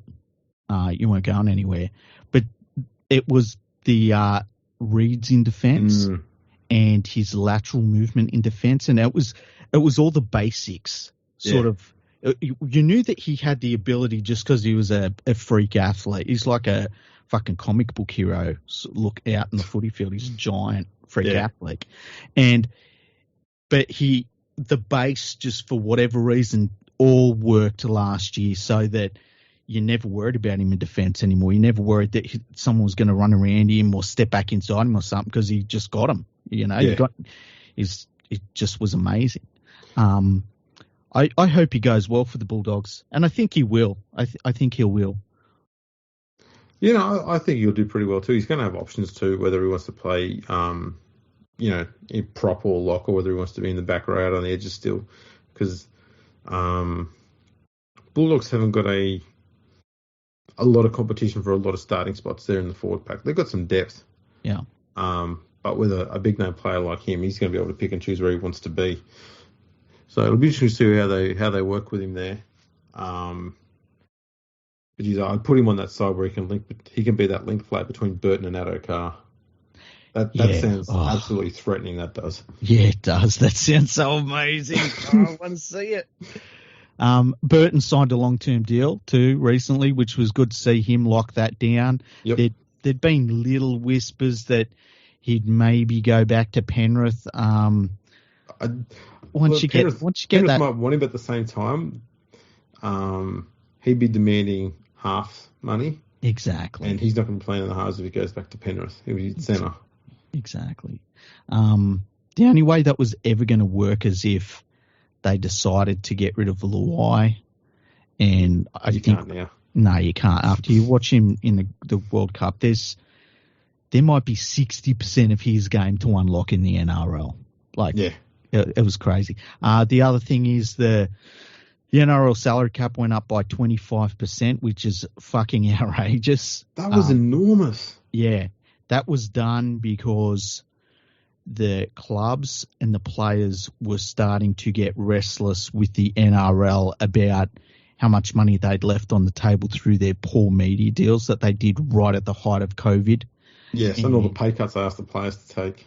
Yep, and look, say what you want about Peter V'landys, really smart idea to say, you're all unhappy, 25% up on the salary cap, because then the players, and I know the players come out and they said, we didn't really like how this happened. The players are happy. And then the clubs are happy because they've got money to spend on the players to keep them happy. And everyone just shut the fuck up after that happened. I do wonder, though, if there is a little bit of resentment, though, within the clubs, thinking if we had have known this back in November when we were supposed to know, players that we lost, we probably could have kept, because we would have had that extra money to spend to keep them on our, in our squad. Yeah. Because contrary to what some people may believe, not all players leave because of money, but sometimes a club might provide an offer which is so ridiculously higher than where you want to be at. It's hard to say no. John Bateman, for all we know, probably got offered $1 million a year to go to the West Tigers over 4 years, while Wigan are going to offer him like £35 and 16 pies a week or something. Shit. You go, you know what? I'll take the misery of being away from my family for all that extra cash. It'll happen. Yeah. Look, I think that there would be, because it was interesting. A lot of people were saying like, wow, with all that money floating around, it's going to be interesting to see who improves and who loses players and stuff. And as a Panthers fan, all I thought was like, this is fucking the perfect timing, Absolutely. What I would have done, though, is increased it by about 5%, and hung on to the cash as long as possible so that you could bring in another NRL team and have that money available to give to them. So they've got a salary cap as well to use. Well, that would have been perfect. Yeah.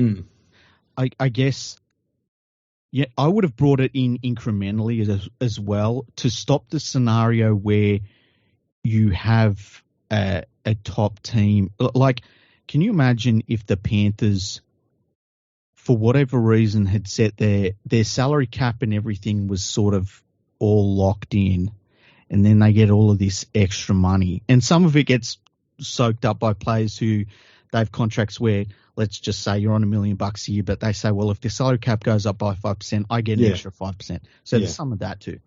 But, you know, what happens if you had a club like the Panthers that were all set salary cap wise? Then there's 25% extra on the cap, and they're like, let's get Latrell Mitchell for 1 year. Kind of like what remember the Golden State Warriors did that with Kevin Durant, where the salary cap went up in a big chunk, and all of a sudden the best team in the league gets Kevin Durant, and it's like, well, we're all fucked now, you know? That's right. It'd be nuts. You mentioned that Penrith could just go, and you know what? We know Cleary's going to go and play Origin. We need a backup halfback. Luke Brooks is available. Get on the blower to that former employee of ours that we sacked / he walked. No one knows what happened there. We've checked the tape. He was definitely walking out. We know he left, but, you know, it's like, hey, Spud, you got a halfback for us? We'll give you $20K. You know what's really crazy about the Penrith situation is if you wanted to add someone to their lineup, right, that they've got right now, this year, going into this year, and I said to you, they've got money for a big splash of a signing. Who would be someone that would come in and just be a ridiculous over-the-top signing? I can't think of anyone off the top of my head where it's like, if you brought this guy in, it would be such a big jump up from what they've got. You know, like obviously if you put a Latrell Mitchell in at fullback, that would be ridiculous. But, you know, they've got Edwards back there who's doing a pretty fucking good job of it. You know, I don't think you're going to add a forward to their pack that's going to make them ridiculously good in the forwards. Their halves are set. What if that forward was like Jason Taumalolo? Yeah, it'd have to be someone like that, right? Yeah. I think if you put Taumalolo on that side and you put him in any position, you can't put him at lock. Yeah. Why would you? You've already got the best lock in the game there. You'd either put him in the front row on the bench or put him where Kickout was. I wouldn't put him on the edge. I think he'd be wasted on the edge. Yeah, I wonder if you put him in, see, like how do you move Fish and Leota out of that? I mean, I'd put Leota on the bench. Man, can you imagine that? That'd be fucking ridiculous. Yeah, and then you could run with Kickout. First half hour of the game, last 15 minutes of the game, Leota does the rest in the middle. Mate. But the thing is, it's like he would just add to the nightmare. He wouldn't become the nightmare. You know what I mean? No one is. You can't make a nightmare more nightmarish. True. Unless you sign an extra year with the West Tigers. That is true. It's really weird. It's a weird position to be in as a. I've never been in this position in my whole life. How many seasons of this podcast do you think we've got to do before I get to experience what you're going through? Not even for the length of time you're doing it, just for about 2 or 3 weeks. Let's how about this, right? Let's do something this year. If the West Tigers win 3 games in a row, okay, we'll fucking celebrate like you've won the grand final. Let's do that. I'll get drunk. I'll get fucking drunk on the podcast, and we will celebrate. And I don't care if it's over the fucking anyone. If it's their third game is against the fucking Titans, I don't care who it is. We'll celebrate like they won the premiership. I think that sounds brilliant. Okay. When was the last time they won 3 in a row? You want to have a guess? Oh man, I'm gonna be really brutal. I'm gonna say, oh man, I'm going back 2018. Correct. Oh really? Fuck, I was being really brutal too. Jesus, who'd that beat? Round 4 beat Parramatta 30-20. Round 5 beat Melbourne 11-10, and round 6 beat Manly 38-12. Guess who the coach was? Who was the coach? It wasn't Ivan Cleary. It was Ivan Cleary. No fucking way. Do you reckon? Do you reckon around West Tigers management, they just don't mention Ivan Cleary? Oh no, they talk about him all the time. You reckon? Yeah. It's just, I feel like it'd be something. We wouldn't have got this wooden spoon if Cleary hadn't fucked it up. It's like you bring in a coach who pretty fucking successful at the Warriors, but their best coach ever at the Warriors. Yep. And he goes to Penrith, does a pretty damn good job at Panthers, gets sacked because he looked tired apparently. They pick him up, doesn't do a good job at the West Tigers. I'm not going to pretend he did a good job there. Didn't do a good job. But then he leaves and goes on this historic tear as a coach. Like, not even like, oh, he had a pretty good run, or yeah, he jagged the premiership, like a historic tear. Yeah, you know what? I've just found a good stat for you. Okay, go on. Okay. Tim Sheen's last coached in the NRL and for the West Tigers in 2012. Okay. How many win streaks of 3 games or more do you think they've had since then? 3 games or more. 3 games or more. So we're talking from 2013 till now. 10 years. I'm going to be brutal again. Okay. The last time when I said 2018, I thought I'm being silly now. Okay. Yeah. I'm going to be silly again and say 4. You were silly because it's actually 3. Fuck off. It's actually 3. No way. Yep. Whoa. That's it. That's fucked. That's fucked. That's fucked. The Panthers have done better than that in single runs. And all 3 of those were 3 wins apiece. They haven't won 4 games in a row since 2012 and Sheens was last coach. Have you got a list of the teams they beat in those 3 runs? Oh, yeah. So, let's have a look here. They had, where was it? Here we go. 2014. Mm-hmm. Rounds 5, 6, and 7. They beat Manly, Cowboys, and Parramatta. Mm-hmm. And 2016, they beat the Dragons, Parramatta, and the Cowboys. The Cowboys seem to feature in all of them. And the Eels too, don't they feature in all of them? Probably. I think they do actually. And the other one was the 2018 one that I mentioned. That's insane. Man. If the NRL come out this year and said, look, we're going to add another expansion club. Yep. And it's going to be in the Macarthur region. Yep. I wouldn't blow up about it, hey? Well, I can make that region needs a team. Yeah, I can make a really good argument for it. Yeah. It's weird. Call them the Macarthur Magpies. Oh, man, that's a great name. Yeah. Watch all those West Tigers fans who are West fans all fucking bail. Oh, yeah. And how, like, the joint venture, the very thin, like, alliance that's there between the 2 supporter bases, it would be like a zipper. It'd be like zip, completely torn apart in a second.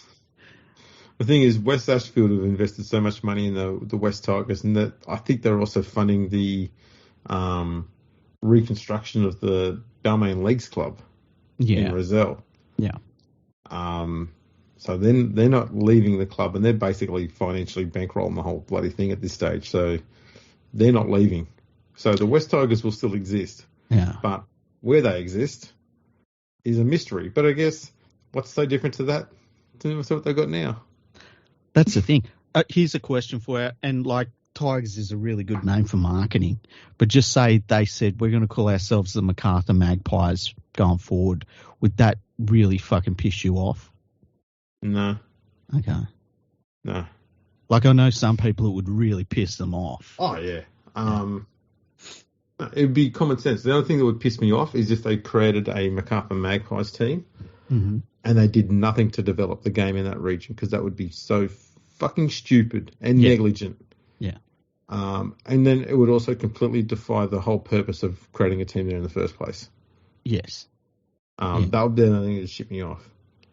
I could even overlook the training thing at Concord with like, look, it's going to be, it's more centrally located. Players can kind of live over across Sydney. It's a weird place for at Concord, but it's a stupid place. It's a fucking ridiculous place, but I can still make it. I can still make the argument that, it doesn't really matter where they train as long as they're fucking, playing and doing all that shit. They just need to move down that way. If I had my way, if I could wave a magic wand, I would say they go down to the Campbelltown area full time, and we redo the borders of all the junior leagues and everything, and the Balmain one gets absorbed into, I don't know who would absorb it. I don't know if the Bulldogs would or the Eels. Bulldogs and Eels would take up nearly all of it.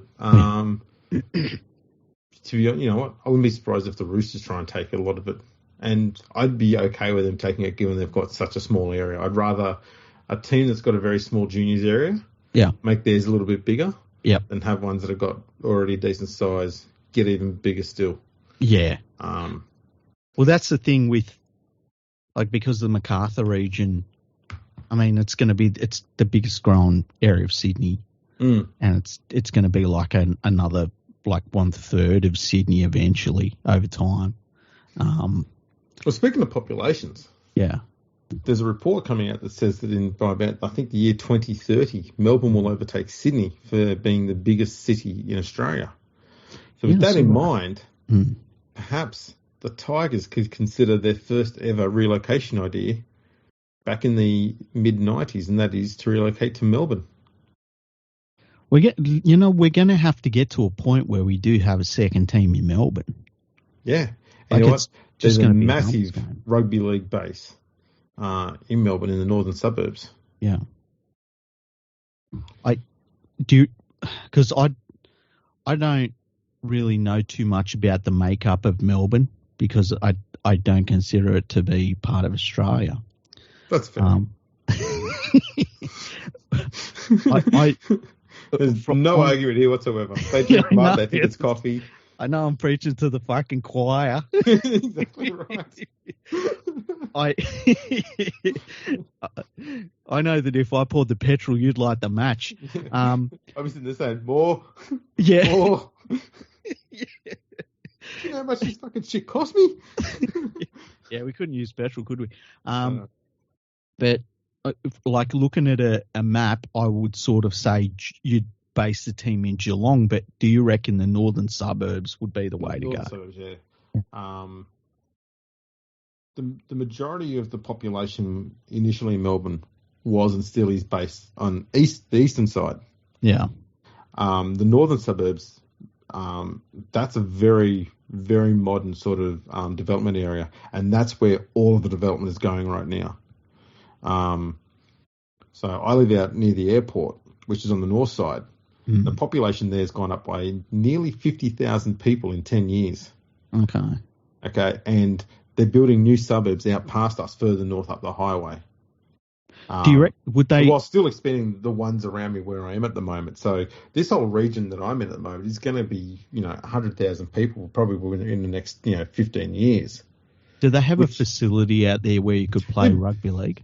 So they've got I think they've got some sort of some sort of, was it training facility or some sort of big enhancement centre, whatever it is, at Broadmeadows, which is in the northern suburbs. Yeah. So that's a pretty big base there. There's a very large Pacific Islander population around the northern suburbs as well. Mm-hmm. A lot of the Melbourne Storm fans come from the northern area. Okay. Yeah, I work with a bunch of guys who are Samoan, some Kiwis and stuff like that. They're all from the north. That's pretty much where all the base is. Would it be a case of, I feel like, because the Storm are fine, they're set. We don't have to worry about the Storm's future anymore. But part of me feels as though in an ideal world, it wouldn't be like a two teams playing out a Suncorp Stadium deal, which I think we'll end up with. It would be more along the lines of you have the Storm in Melbourne, and then you've got a team that actually plays its games in the north of Melbourne in its own stadium, even if it's a small one. That's the thing. Well, there's so much space out here because there's, north of where I am, it's nothing but farmland, but it's all being bought up by developers. So there would be absolutely no issue whatsoever in getting a vacant block of property and just putting a massive bloody sports stadium on there, knowing that you're going to be a 15-minute drive from the airport. See, if I was the NRL, I would be starting that process. And you know who I'd be working with is soccer. The soccer teams. Absolutely. And I'd say, look, we're looking to build I don't think you'd need a giant stadium, but like maybe a 15,000 seat, make it a real nice little 15,000 seat stadium that you can turn into a 25,000 seater down the track if you want to. Yeah. But in the meantime, if you've got a big game, you go to the big stadium that the Storm play out of. Yeah, or, the MCG's across the road from that. Yep. There's so many opportunities they can have for development out here. It's ridiculous. You've got a complete blank canvas going up the highway. Yeah. Which is something that Sydney doesn't have. They've pretty much gone and done all the expansion they can. They can only go up with buildings. But you know what? That Macarthur area is kind of the same thing where you can keep going down south for a long way. You can, but it's already a long way away from the CBD, though, isn't it? Yeah, true. See, I'm about 10, 15 minutes from the airport, and the airport out here is 16, 18K from the CBD, something like that. It's not far away. It's complete. Yeah, it's completely different to Sydney. Yeah. It's the Macarthur area, that's why I'm so bullish about it, is that it will be its own thing, Absolutely. It will be its own thing eventually, and I just can't believe. I would love to hear that the Panthers took over part of the junior development in that region. And it won't happen because of politics, but goddamn, it would be amazing. It wouldn't even need to happen officially. You're going to find eventually that all of the players out there are going to go, it's not going to be that hard to get to Penrith from Campbelltown. Yeah. I could just go play with the Panthers knowing they're going to be a more successful team. I'll probably get a better salary there. I'll get picked up by another side as well if I just get a few games for the Penrith. Yeah. And they'll just start drifting that way. And that's the thing about having a wide net that Panthers junior development base has got, is that every now and then a few players drip into the net from outside the region. Yeah. We'll take them. Yeah, I just think they've done such a good job with their junior development that, I don't know, I'd like to see them do. I just think the more juniors they develop, because all of their juniors end up floating through the entire game. I just think it'd be good for the game, Absolutely. If I was another NRL club, I would pay the Panthers money to come in and just learn from them. That would be good. Yeah. Meanwhile, the Tigers will be sitting there still bitching about them. Yeah. Well, they'll be counting their crowd size. Yeah. Well, they didn't sell as many jumpers as we did. Hey, is that what they said? I don't know. They probably would. Probably. Speaking of footy jumpers. Yes. There's two this year, NRL ones. Yes. That I'm not keen on. Okay, what and it's not because of the actual jumper design, it's because of the fucking sponsors. Okay. And first and obvious is the Newcastle Knights. Mm-hmm. Now, we'll probably know every year when we see the Newcastle Knights jumper coming out the NIB logo on there is garish. Yeah, it's pretty full on, yeah. Now, it's fucking massive. It looks like someone's done a massive green shit on the front of the jumper. What do you mean? That's even bigger than it was. Yeah, it's fucking horrible. No way. And the Knights have got one of the best, easiest colour palettes to work with, red, white and blue. Yeah. You can put anything with that and make it work, except fucking green. Yeah. What's NIB do? Let's just shit green all over it. It's horrible. Fucking horrible. The other one, the Sharks have got a very well-designed jumper. The colours work so well together. And then the sponsor name through the white on it is fucking bright red. Oh, that doesn't work. It looks stupid. So There's I've just no looked at reason for it to be red. Just make it black or make it blue on the white background, and it will be perfectly fine. Looks seamless. Every other club has managed to get their sponsor name to adopt either club colours or something like that. Mm-hmm. The logo still has all the same font. It's still recognisable. They just changed the colour of it to match the jumper so it doesn't look too garish. Yeah. But for some reason, the Sharks have gone, nah, you can keep it red. That's fine by us. And it just looks so fucked. Do we know up there with the New South Wales Origin jumper with the massive fucking red W on the front? How you fuck up the New South Wales jersey it's is one beyond. colour. Yeah. You can make that logo white. You can make it a darker blue. You can make it black. Don't make it fucking red. Yes. Like I'll even go for like, you want to put a round collar on it. You want to put a normal shirt collar. Like you can change the little bits. Yeah. But the stuff they do to it is disgusting. It can't be hard. No. The weird one for me is, and I don't understand it, and I don't know why it's visually pleasing, but the idea that you can get a black and white jersey and then add fucking red, yellow, and green to it, and it looks amazing somehow that the Panthers won. Yeah. Like, I don't know how it works. For whatever reason, they just nailed that design in 1991. And I remember when they went Super League and they had that Super League jersey where they used the same colours, and I called it the multicolored vomit. Yes. It was fucking horrible. That thing was hideous. That was disgusting. But that followed actually with a few other hideous jumpers like that aqua thing they had. Yeah, that was not good. Ugh. The pink jersey was all right, but then for some reason they started wearing it all the time, and it was like, why are we dressed up as fucking like little toddlers? I didn't get that. Hey, it got the toddlers on side, man. Smart play. Another team that got smart with colour changes early on was Canberra. They had a blue, white, and yellow to their kit. That's true, and it shouldn't work, but it was really iconic and cool, hey? And I don't know. This year, their away jumper looks so much better than their home jumper. Oh, does it? Yeah, it's all white. Oh, right. The green, blue, yellow on the sleeve. Remember when simple design, but man, it looks good. Remember when the Raiders went away from their classic green jersey and they went to that fucking brown bottle greeny colour? It was during the Elliott era, and it was just like fucking atrocious. And then there was that one that a year or two ago where they went with piss yellow. Yeah, that's... The fuck was that? Oh, man.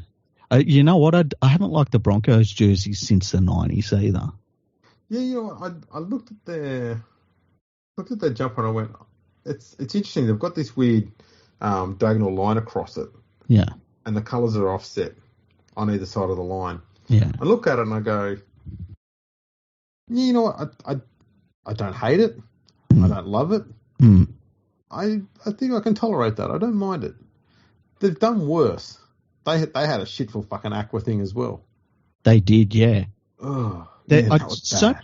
So many of their jerseys just remind me of Caramello Koalas. Yeah, they get the maroon who's got darker. Yeah. Like the original maroon was a much lighter colour than what it is now. Like, I think that the early 90s jerseys they had were iconic, but I think they're a bit dated. Oh, yeah, absolutely. And then they had that one that was mainly a white jersey and it had diamonds on it. Yeah. And for some reason, it makes me think of Julian O'Neill. I thought that was pretty good, that one. That was when they're playing at ANZ or QE2. Yeah. Yes. I thought that was pretty cool, and that probably wouldn't work now either. But I don't know. I just feel like they haven't really nailed a jersey design since the 90s. Yeah, that's probably fair. I don't mind the one they're using this year, but I'm on board with that. Yeah. There's a few teams there that have got really good colour palettes, and they don't get very imaginative with them. The West Tigers is a classic example. Yeah. Black, white, and orange. Should work really well. Yeah, and look, the best jumper they ever did was one that was just hoops, and it was just 3 solid, equally sized hoops on there, black, white, orange. Mm-hmm. Fuck me, it looked good. They just never replicated it ever again. Best looking jumper they ever had, never bothered to replicate it. So irritating. They do these stupid things. They try and appease Balmain fans with one jumper and the West fans with another one. And go, stop it. Yeah. You're a different club to both of them. Figure that out now. Okay. Yeah, and don't be afraid to just have a black and white jersey. Yeah. Or just an orange and black jersey. Like, grow up as a club and be willing to say, yeah, we're running, this is our alternative jersey, and it is black and white, and it's cool as shit, and it's the West Tigers jersey, and that's fine. And then have the other way with the just orange and black, and it's fine. We don't need to put white in there. It's cool. Every year they could have done the same thing. One year, home jumper, black and white. Away jumper, black and orange. Mm-hmm. An alternative jumper can be white and orange. Yep. And then the next year, move them all along one. So the home jumper can be black and orange. Away jumper, orange and, black and white. And it shouldn't be that hard to figure out. And yet they keep just dicking around with this shit. Okay. I've got to say this just to the West Tigers people. You're not the Magpies because they would have won more wooden spoons in this period of time. You're not the Tigers because you would have played in more finals football in this period of time. You're some sort of half-assed in-between thing that's achieved neither. Okay? So stop trying to be one or the other because you're failing at both. They're not the Balmain Tigers. They would have lost a lot more grand finals in this time. That's right. They would have been in at least 3 or 4 finals campaigns, more, and made at least 1 or 2 grand finals that they would have lost. The Magpies would have picked up 4 or 5 wooden spoons by now, not just one. They would have jagged. And they would have jagged the finals appearance somewhere just by fluke. There would have been somewhere in there. They were a really plucky field goal winning performance on a Monday night football game. That's right. Against some team no one knew actually existed in the league. winning pre-season competitions. That would have been the Gold Coast by 1 point. Monday night football, round 3. Still summer. They've come out with a great win over the London Broncos. The what? What's this in? The Trans-Siberian Challenge Cup. They would have had a game where they come back by fucking 28 points down to beat the New Zealand Warriors, who are based at Gosford. Late, like just the first weekend of September, last round of the regular season, just to give you hope going into the next year, Yeah, they follow up the next week when they know that all they need to do is win to make the top 8. They're down 30-0. They score 31 points to get back into the game, and then they give away a stupid fucking penalty on the last second, and the other team kicks a penalty goal to win. Oh, shit. I love footy so much. It's so good. It's brilliant. It's a roller coaster, isn't it? It really is. Unless you're a West Tigers fan, the roller coaster never has ups. It just keeps going down at alarmingly fast speeds. Oh, shit. It's so funny. About 3 Ks ago, we all stopped screaming. Yeah. just become numb to it. Yeah. Just keep plummeting down, but we're all just yawning now. Oh, more of the same. Oh, shit. Oh, my God. Is that on fire? Well, it's behind us now, isn't it? Like, yeah, if the West Tigers, it's a roller coaster that only goes downwards. And then, I just, like, I'm thinking, like, with the Gold Coast roller coaster, it actually doesn't go anywhere, but everyone's so hopped up on cocaine, they're all screaming anyway. It's just Actually, their roller coaster goes up and down based on whether they're going in or out of a bloody drug-addled haze. Yeah. The actual roller coaster doesn't move anyway. It's not even on rails. Oh, shit. Oh, that's good. That was a good laugh. I love that the first fucking podcast of 2023, you've gone on to an anti-West Tigers rant on both sides. You fucking nail both sides. I'm picking enemies on both sides now.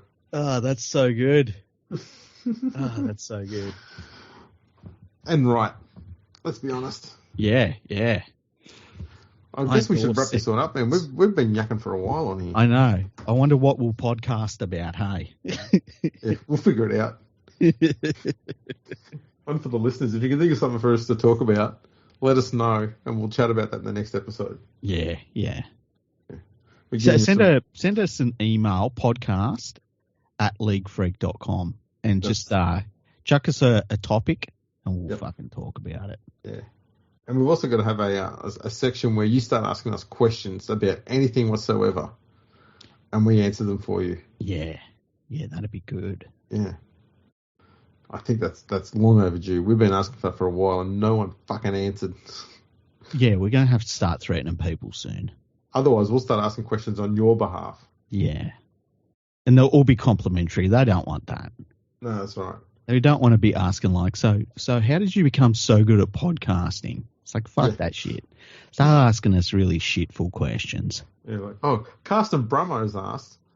Yeah. Why do you think France is the best place in the world? Things like that.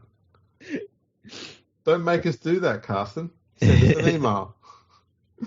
Oh, man. We should get him on again. I had a really good chat to him of the World Cup. Oh, it's brilliant. Yes, we'll have to get him on again. Would that make us now the only podcast that's ever threatened our listeners? I would guess so, hey? Yeah. That's a good way to start the year. Yeah. Oh, well. I used to like threatening my followers on Twitter, but then like, you know how Twitter started getting really a bit iffy about, because I'd tell them that I didn't like any of them and stuff like that, but then everyone got all really sensitive. They started taking things seriously. Yeah, it's like everything you say is super serious. It's like, I don't hate all of my followers, just the vast majority of them. Yeah. I'm sure you've all got nice hands. Hands? Yeah, well, you're not hating all of them. You're only hating all of their bodies by their hands. Why? Like, you're missing the dad joke there. Okay. Yeah. It's gone over my head. Yeah. Over your hands.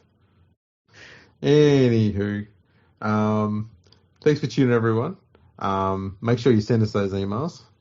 Yeah. And you can catch us on the socials. I've got to remember how to do this. It's been a while. What are we on? Facebook, we're on Twitter. Instagram and Twitter at FergoFreak Pod. We're on Facebook, LinkedIn, and YouTube. Mm-hmm. There was another one, but no one gives a fuck about that, so we're not going to bother with that one anymore. Mm-hmm. If you want us to be on another social media platform, let us know, and we'll get Nadine to sort it out. Yeah. Yeah. We could go on that one that's, the one that everyone said that they were endlessly leaving Twitter because of Elon Musk buying it. And they were like, I'm really going, though. I'm just letting you know I'm going to this one. Every week they come back just to let us know that they're going. Yeah. Fucking dickheads. Yeah, we'll find something else to go on to. We might set up a more regular feed on Instagram where we just get all of the garbage bins and dolls and stuff that Freaky makes and put on there. Fuck you.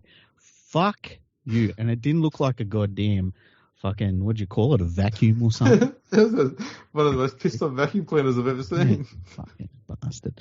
We should set up an OnlyFans. Wouldn't our fans love that? Oh, there's an idea. Just fill it with footy puns that sound like naughty stuff.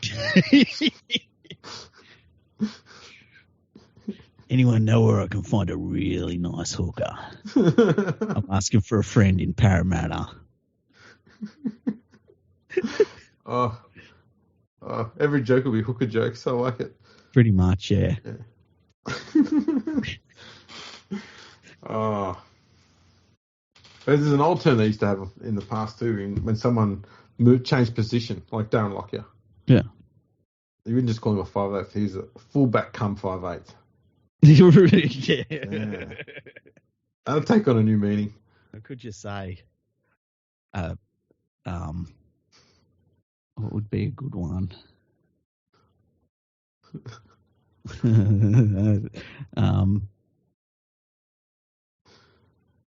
Too much thinking. A hooker come loose forward. It just make the forward bit really small text and no one can really see it. Hooker come loose. Oh, there's an idea. And people can pay to watch Freaky dance around naked. No, there won't be any nakedness on it. I didn't say there would be. We're just taking people's money. Heaps of foot pictures. Just feet. Just all stuff. feet. It's all feet. Julia'd love their feet pictures, hey? I thought she was into like hay. Hay and feet. Haven't forgotten you, Jules. Yeah, Julie. She's getting drunk right now, hey? Yeah, I mean it's after midnight, so I mean that's a normal time to get into that gear. True. Righto. We've waffled on a bit. Let's wind this one up. Thanks for tuning, everyone. Check us out on the socials. I mentioned those. Follow us on Twitter, on Facebook, and we'll catch you all next time.